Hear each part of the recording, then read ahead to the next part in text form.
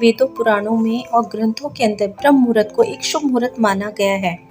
हमारे ऋषि मुनियों ने भी इस मुहूर्त में नींद को त्यागने का सर्वोत्तम समय माना है। ब्रह्म मुहूर्त को परमात्मा का समय भी कहते हैं। ब्रह्म का अर्थ होता है परमात्मा और मुहूर्त का अर्थ होता है समय, यानी कि परमात्मा का समय।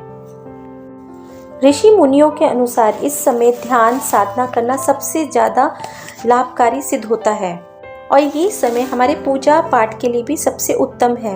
इस समय आप अपने देवी देवताओं की आराधना कर सकते हैं। तो इस समय सोने को शास्त्रों में निषिद्ध माना गया है और यदि आप इस समय में उठते हैं तो आपको अच्छे स्वास्थ्य और बुद्धि और सौंदर्य की प्राप्ति भी होती है। इस समय अगर आप अपनी दिनचर्या शुरू करते हैं तो आपका पूरा दिन भी अच्छा जाता है और आप जो भी कार्य करते हैं उसमें आपको सफलता भी मिलती है। तो चलिए आइए जानते हैं कि आखिर ब्रह्म मुहूर्त होता क्या है और क्या है इसका सटीक और सही समय। दोस्तों, रात्रि का अंतिम पहर ब्रह्म मुहूर्त कहलाता है, यानी कि सूर्य उदय से ठीक पहले का समय 4 बजे से 5:30 बजे का जो समय होता है वह ब्रह्म मुहूर्त कहलाता है। शास्त्रों में तो यहाँ तक लिखा गया है कि इस समय देव और पितृ दोनों ही हमारे घरों में आते हैं और जिसके कारण हमारे घर के अंदर उन्नति के मार्ग खुल जाते हैं। दोस्तों, ब्रह्म मुहूर्त के अंदर हमारे पूरे वातावरण के अंदर एक सकारात्मक ऊर्जा होती है जो कि हमारे अंदर की ऊर्जा से मिलती है, जिसके कारण हमारा पूरा दिन अच्छा जाता है और हमारे अंदर एक उमंग और एक उत्साह का संचार भी होता है।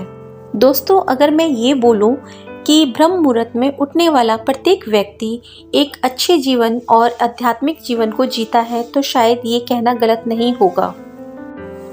यहाँ तक कि ब्रह्म मुहूर्त में किया गया मेडिटेशन, ध्यान या आत्म विश्लेषण या ब्रह्म ज्ञान प्राप्त करने का सही समय होता है।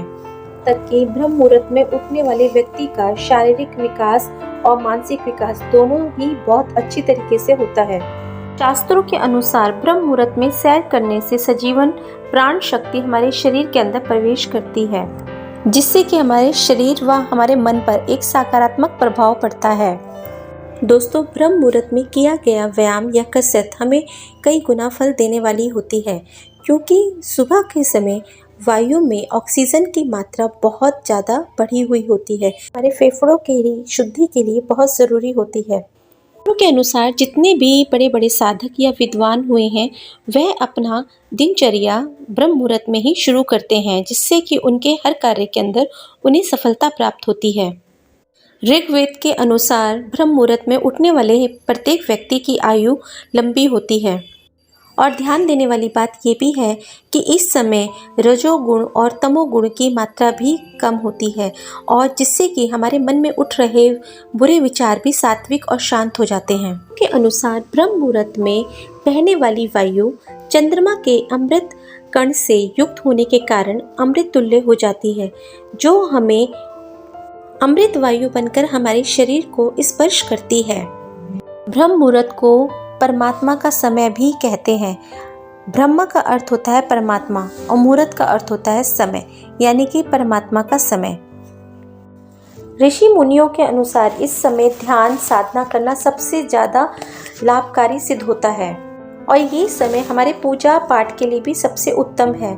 इस समय आप अपने देवी देवताओं की आराधना कर सकते हैं। जो भी व्यक्ति ब्रह्म मुहूर्त में स्नान करते हैं उनको यश, धन, संपदा, स्वास्थ्य और आरोग्य जीवन प्राप्त होता है और जो व्यक्ति हरि या शिव मुहूर्त में स्नान करते हैं उनका यश, कीर्ति और उनका सम्मान समाज में बढ़ता है। दोस्तों, मैंने अभी तक आपको जितनी भी बातें बताई इससे आपको ये तो पता चल गया कि ब्रह्म मुहूर्त में उठना हमारे लिए कितना आवश्यक है। चलिए अब ये भी जान लेते हैं कि ब्रह्म मुहूर्त के अंदर हमें आखिर क्या नहीं करना चाहिए। ब्रह्म मुहूर्त के अंदर कभी भी भूल कर भी खाना ना खाएं। कुछ लोगों की आदत होती है कि जैसे ही वो उठते हैं उठते साथ ही वो चाय नाश्ता खाने लगते हैं। ये उनके स्वास्थ्य के लिए हानिकारक होता है। कहा जाता है कि ब्रह्म मुहूर्त एक पवित्र समय होता है जिसे हम पूजा पाठ के लिए ही कार्य करते हैं। इस समय भूल कर भी पढ़ने संबंध नहीं बनानी चाहिए।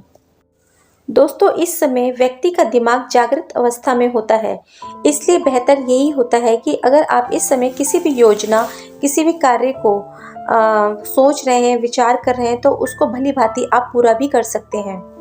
ऐसा भी माना जाता है कि ब्रह्म मुहूर्त में सोने वाले व्यक्तियों के पुण्यों का नाश होता है, क्योंकि इस समय मंदिरों के भी पट खोल दिए जाते हैं, तो इस समय सोना बिल्कुल ही निषिद्ध है।